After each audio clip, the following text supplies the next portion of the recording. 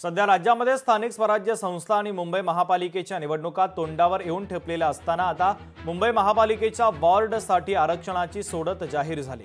या वॉर्ड आरक्षणाकडे अनेक माजी नगरसेवक, इच्छुक उमेदवार आणि राजकीय पक्षांच्या प्रतिनिधींचं लक्ष लागलेलं होतं। तर मुंबई महानगरपालिकेतील आरक्षण नेमकं कसं असेल हे आपण पाहूयात।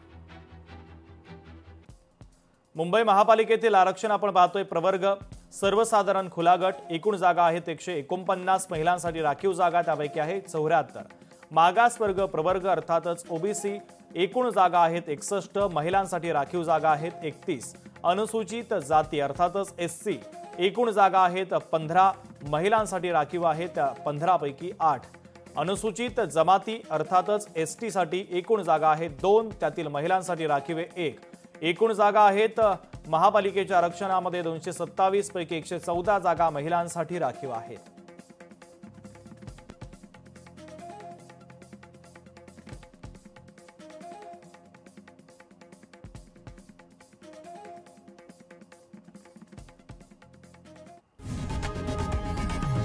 लोकशाही मराठी ऐका, पहा, जागरूक रहा।